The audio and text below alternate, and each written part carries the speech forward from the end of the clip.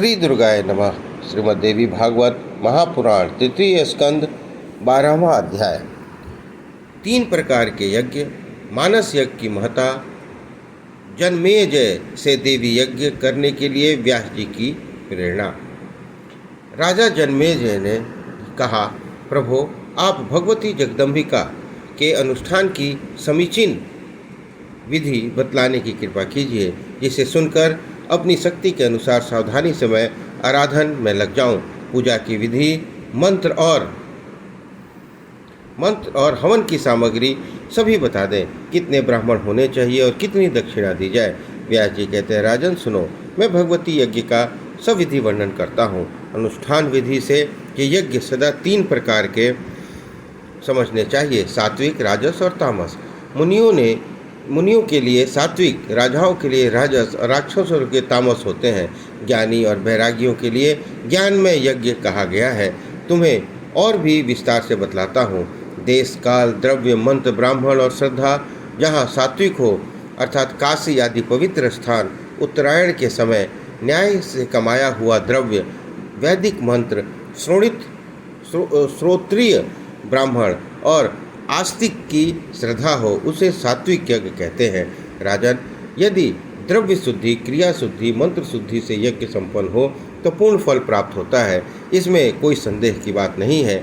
अन्याय से उपार्जन किए हुए द्रव्य द्वारा जो पुण्य कर्म किया जाता है, वह न तो इस लोक में कीर्ति दे सकता है और न परलोक में ही। उससे तुम कुछ फल मिल सकता है। अतएव इस लोक में यश, परलोक में सुख पाने के लिए न्याय से कमाए हुए धन के द्वारा ही सदा पुण्य कर्म करना चाहिए। राजेंद्र, तुम्हारे सामने की बात है। पांडवों ने सर्वोत्तम राजसूय यज्ञ किया था। समाप्ति के समय प्रचुर दक्षिणाएं बांटी गई थी। उस यज्ञ में यादवेश्वर भगवान कृष्ण एवं स्वयं पधारे थे। भारद्वाज प्रभृति प्रकांड विद्वानों का समाज जुटा था। लगातार 1 महीने तक यज्ञ होने पर पूर्णाहुति हुई थी। फिर भी पांडवों को अत्यंत कठिन कष्ट भोगने पड़े। उन्होंने वनवास के दुख भोगे। पांचाली को विपत्ति झेलनी पड़ी। जुए में पांडव हार गए। भला यज्ञ का फल कहाँ रहा, जबकि उन्हें वनवास के इतने अधिक कष्ट सहने पड़े। उन सभी महाभाग पांडवों ने राजा विराट के घर नौकरी की थी। कीचक ने साध्वी द्रौपदी को कितना कष्ट दिया था। जिस प्रकार पतिव्रता सुंदरी द्रौपदी को केस पकड़कर खींचा गया, उस समय कोई भी पांडव उस अबला की रक्षा न कर सके। यदि कर्म करने में प्रतिकूल फल सिद्ध हुआ तो श्रेष्ठ ज्ञान रखने वाले पंडित जन कल्पना कर लें कि इसमें अवश्य ही अव्यवस्था हो गई है। कर्मशील विद्वानों ने प्रायः कर्म को ही प्रधान बतलाया है। वे कहते हैं, कर्ता के, मंत्र के और द्रव्य के भेद से विपरीत फल हो जाता है। पूर्व समय की बात है, इंद्र ने विश्वरूप को यज्ञ में आचार्य बनाया था, पर मातृपक्ष वाले दैत्यों का भी हित करने के लिए विश्वरूपी विपरीत मंत्र कहने लगे। देवताओं और दानवों का कल्याण हो, बार बार यूँ कहकर उन्होंने मातृपक्ष वाले जो असुर थे उनकी भी रक्षा करनी चाहिए। दैत्यों को हृष्टपुष्ट देखकर इंद्र कुपित हो उठे। तदंतर देवराज ने तुरंत वज्र से विश्वरूप का मस्तक धड़ से अलग कर दिया। इसमें यह निस्संदेह सिद्ध हो जाता है कि कर्ता के भेद से विपरीत फल होता है। यदि इसे न माने तो ठीक नहीं, क्योंकि पांचाल नरेश राजा द्रुपद ने क्रोध के आवेश में आकर द्रोण को मारने वाला पुत्र उत्पन्न होने के लिए यज्ञ किया। फलस्वरूप धृष्टद्युम्न की उत्पत्ति हुई। साथ ही यज्ञ वेदी से द्रौपदी नामक कन्या का भी जन्म हो गया। प्राचीन समय की बात है, राजा दशरथ को एक भी संतान नहीं थी। जब उन्होंने पुत्रेष्टि यज्ञ किया, इससे उन्हें 4 पुत्र उत्पन्न हुए। अतः युक्तिपूर्वक क्रिया करने पर यज्ञ सर्वदा सिद्धि प्रदान करता है।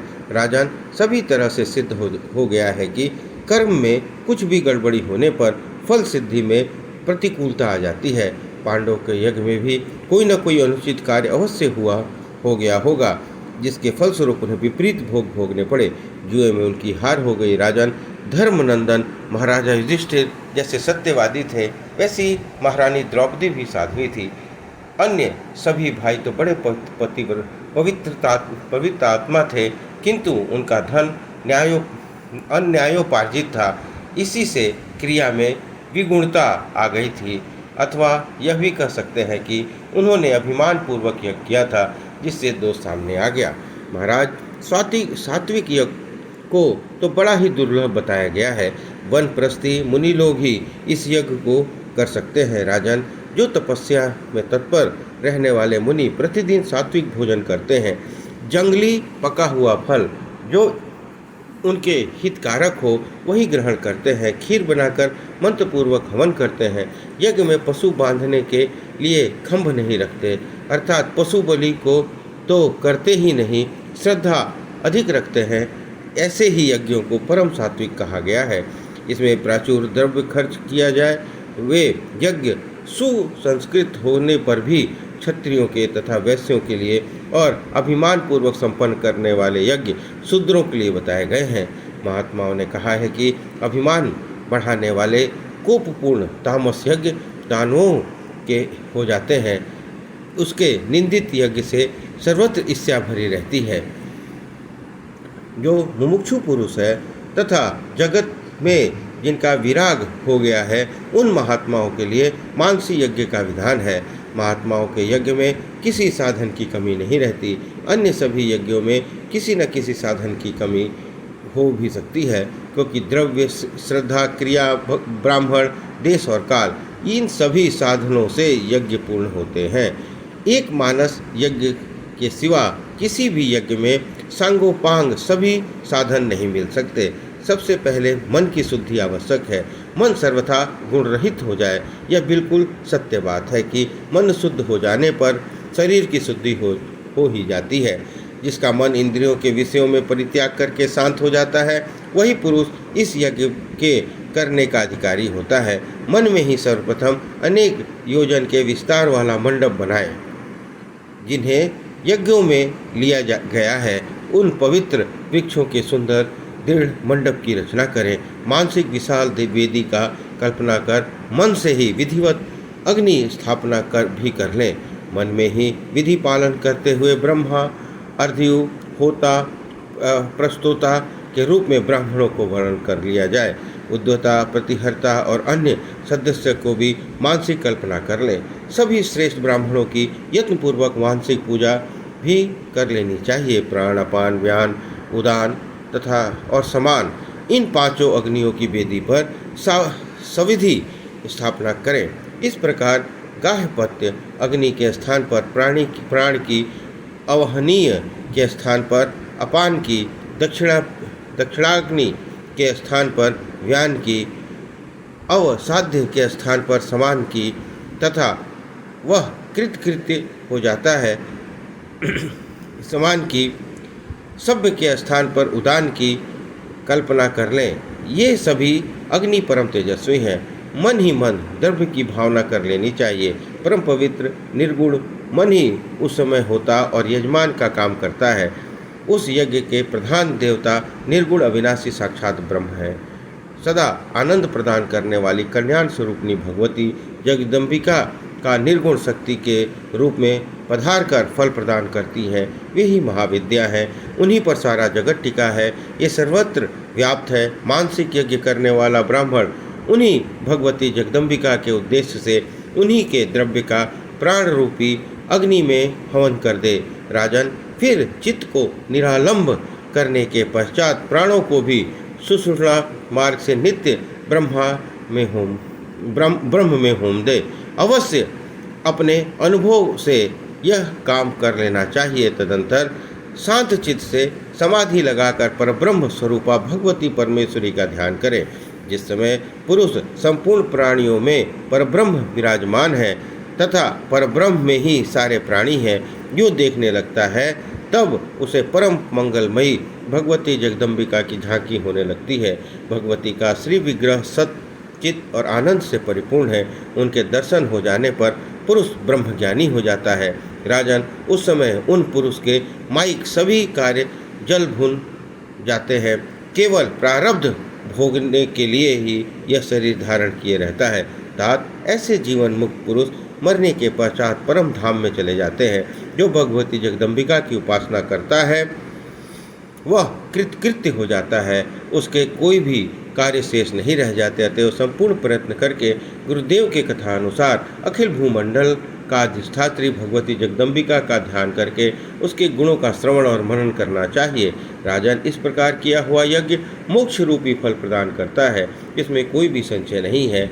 इसके अतिरिक्त जितने सकाम यज्ञ हैं उनका फल अनित्य होता है। विद्वान पुरुष कहते हैं कि वेद की आज्ञा है कि स्वर्ग की कामना करने वाला पुरुष विधि पूर्वक अग्निष्टोम यज्ञ करे। यह ठीक है, किंतु मेरी समझ में पुण्य समाप्त हो जाने पर फिर उसे मृत्यु लोक में ही आना पड़ता है। अतएव अक्षय पुण्य फल प्रदान करने वाला मानस यज्ञ ही सबसे श्रेष्ठ है, परंतु विजय की अभिलाषा रखने वाला राजा इस यज्ञ को संपन्न नहीं कर सकता। राजन, अभी कुछ दिन पहले तुमने जो सर्प यज्ञ किया था वह तो तामस है, क्योंकि नीच तक्षक के बैर को स्मरण करते हुए प्रतिहिंसा की भावना से यह यज्ञ किया गया था। इस यज्ञ में करोड़ों सर्पों को तुमने आग में भून डाला। महाराज, अब तुम विधि पूर्वक विस्तार के साथ यह देवी यज्ञ करो। इसका अनुष्ठान सृष्टि में पूर्व काल में भगवान विष्णु ने किया था। राजेंद्र, तुम वैसा ही यज्ञ करो। मैं तुम्हारे सभी विधि बतलाता हूँ। सर्वप्रथम वेद के उत्तम ज्ञाता और विधि के पूर्ण जानकार ब्राह्मण होने चाहिए, जिसे देवी का बीज मंत्र का विधान मालूम हो और जो मंत्र के उच्चारण की शैली को भली भांति जानते हो। हे ब्राह्मण याजक बनाए जाएंगे, ये ब्राह्मण याचक बनाए जाएंगे, तुम्हारी यजमान होंगे। महाराज, इस प्रकार विधि पूर्वक यज्ञ करके उससे मिले हुए पुण्य फल को अर्पित कर अपने पिता का उद्धार करो। ब्राह्मण का अपमान करने से जो पाप होता है उसे कोई मिटा नहीं सकता। अनक, तुम्हारे पिता वैसे ही ब्राह्मण के साप जनित दोष से दूषित हो चुके हैं। साथ ही सांप के काटने से राजा को जो शरीरांत हुआ उससे भी दुर्मरण सिद्ध होता है। मृत्यु के समय भूमि पर कुसा बिछाकर उस पर वे नहीं सुलाए गए थे, बीच में ही उनकी मृत्यु हो गई।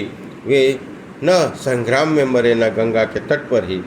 कुरुश्रेष्ठ, तुम्हारे पिता मरते समय स्नान दान आदि कुछ भी न कर सके। वे राजमहल में ऊपर कोठे पर थे और वहीं उनकी श्वास की गति बंद हो गई। राजेंद्र, इस समय राजा के परलोक सुधारने का एक उत्तम उपाय था, किंतु उन्होंने उस अत्यंत दुर्लभ उपाय को अपनाया नहीं। वह उपाय यह था कि प्राणी जहाँ कहीं भी रहे समझे कि मृत्यु सिर पर नाच रही है। अतः मन को सारे विषयों से हटाकर वैराग्य का अवलंबन कर लें और यह निश्चय करें कि 5 भूतों से बना हुआ मेरा यह शरीर कितना दुख का साधन हो सकता है, क्या दुख का साधन हो सकता है। अरे, यह शरीर अभी शांत हो जाए अथवा इच्छा अनुसार किसी दूसरी घड़ी में हो, हमसे मेरा क्या संबंध है। मैं तो शरीर से पृथक निर्गुण अविनाशी आत्मा हूँ। नष्ट होने वाले ये तत्व भले ही नष्ट हो जाएं, मुझे इससे क्यों चिंता होनी चाहिए। निसंदेह में सदा स्थिर रहने वाला विकार शून्य ब्रह्म हूँ और न कि सांसारी देह से मेरा जो संबंध भासता है उसे कर्मयोग ही कारण है। वे अच्छे बुरे सभी कर्म मुझसे भिन्न हैं। सुख और दुख के साधन होने से मानव देह के साथ उनका संबंध प्रतीत होता है। वास्तव में तो मैं इस अत्यंत भयावह दुखालय संसार के अलग हूँ। इस समय चिंतन करते हुए मरने वाला प्राणी स्नान दान आदि सभी सत्क्रियाओं से वंचित ही क्यों न रहा हो, उसे पुनः जन्म लेने का दुख नहीं भोगना पड़ता। यही सबसे उत्तम साधन कहा गया है। यह योगियों के लिए ही दुर्लभ है। राजेंद्र, ब्राह्मण ने तुम्हारे पिता को शाप दिया। यह सुनकर भी राजा ने वैराग्य का आश्रय नहीं लिया। औषध, मणि, मंत्र, उत्तम से उत्तम यंत्रों का संग्रह किया। एक बड़े ऊंचे महल पर रहने की व्यवस्था की। परिणाम यह हुआ, वे कोठे पर थे, वहीं सांप के काटने से उनके प्राण निकल गए। अतः राजेंद्र, तुम अपने पिता के उद्धार के सत्कार्य में संलग्न हो जाओ। सूत जी कहते हैं, अपार तेजस्वी व्यास जी के मुख से यह वचन सुनकर जन्मेजय दुख से अत्यंत घबरा उठे। उनकी आंखों में आंसू की धाराएं निकलने लगी। उन्होंने कहा, मेरे इस जीवन को धिक्कार है, क्या करूं जिसमें इसी क्षण उत्तरानंदन मेरे पिताजी दिव्य स्वर्ग के अधिकारी बन जाएं। इस प्रकार श्रीमद् देवी भागवत महापुराण तृतीय स्कंद 12वां अध्याय संपन्न हुआ। बोलिए दुर्गा महारानी की जय।